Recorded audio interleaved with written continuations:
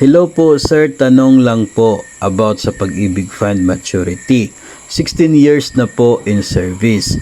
May makukuha po ba ako sir kahit naglagpas na sa 15 years?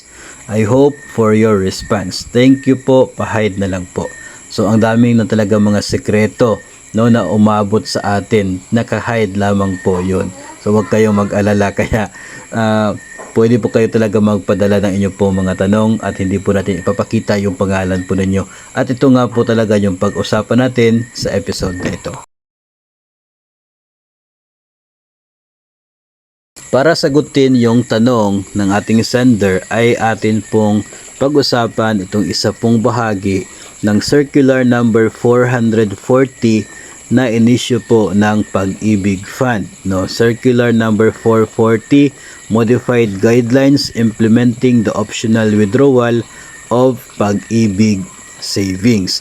Mayroon pong isang provision dito na siya pong magbibigay ng sagot doon sa tanong kung pwede mo pa bang ma-process yung optional withdrawal mo for 15 years na contribution kung 16 years ka na sa ngayon.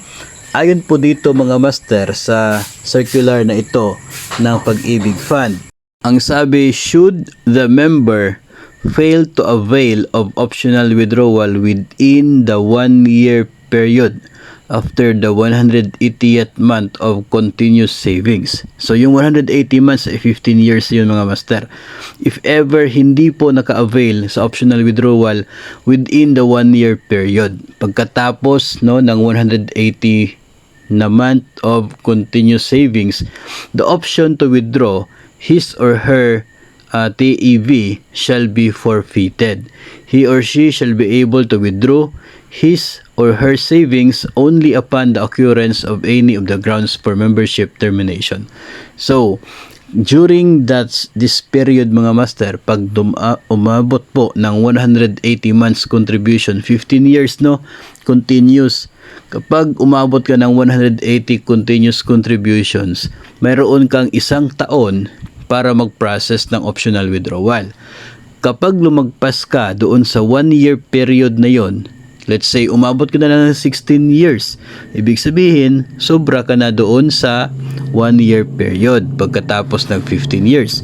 So sa period na yan o sa case na yan ay talagang forfeited na yung chance mo to avail of the optional withdrawal doon sa ika 15 years kasi nga lagpas na doon sa 1-year period niya so 16 years ka na kasi, so, ibig sabihin more than 12 months ago yung pag-abot mo doon sa 15 years of continuous contribution.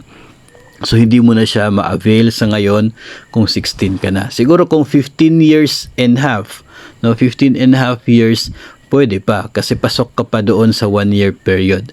So, ang makukuha mo na siya pag umabot ka na ng 20 years, 240 months of contribution.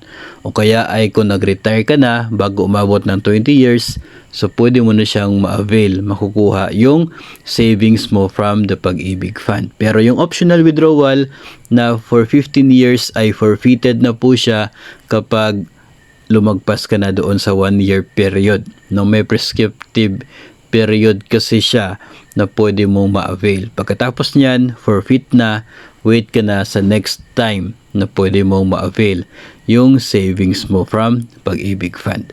So ito po, hindi po ito sabi ni Master Jet, sabi po yan ng Circular number 440 ng Pag-ibig Fund na siya po pinakita natin. So if ever meron pong kayong case na katulad po nito, you can always check for the circular para pumabasa niyo yung buo na nilalaman ng circular na yan at mas maiintindihan po ninyo kapag nabasa po ninyo yung buong istorya na nakapaloob sa circular na yan. So, you can check it out po. Pwede po niyo ma-download from the internet. Mabilis na naman po yan para po sa iba pang mga issues and concerns regarding sa Pag-ibig Savings na pwede po masagot ng circular na yan. Pwede din naman po kayo na magkomento at magpadala po ng inyong mga tanong para pwede po natin pag-usapan sa susunod na episodes.